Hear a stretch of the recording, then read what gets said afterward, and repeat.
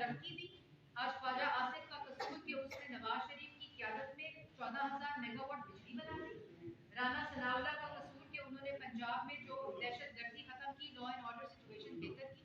लेकिन पाकिस्तान की आवाम के लिए पैगाम है कि खुशहाली के दिन और तरक्की के दिन वापस आने वाले हैं। ये सिलेक्टेड नलायक टोला घर जाने वाला है। और जो इस वक्त पाकिस्तान का नौजवान नस्ल जो अपनी फीसों के लिए परेशान है, जो अपनी दवाई के लिए परेशान है, जो अपनी तालीम के लिए परेशान है, जो अपनी सेहत के लिए परेशान है, जो अपने रोजगार के लिए और अपनी मईशत के लिए परेशान है, उसके लिए खुशखबरी है कि इंशाअल्लाह आपका साथ होगा।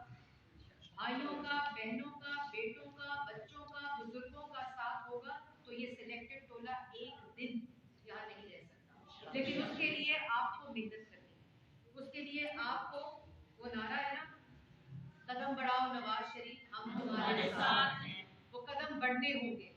वो कदम उस वजीर आजम हाउस पे बढ़ने होंगे जहाँ एक मुसल्लत टोला मुल्क पे मुसल्लत है।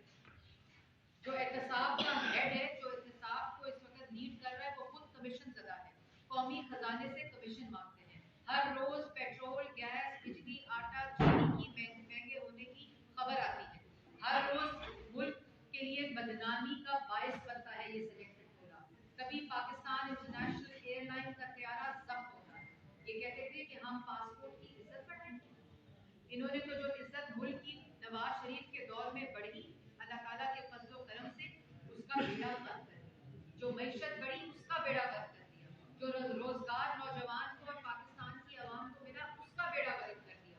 तो 19 जनवरी बहनों ने घरों से निकलना है, भाइयों ने घरों से निकलना है, बेटियों ने घरों से निकलना है।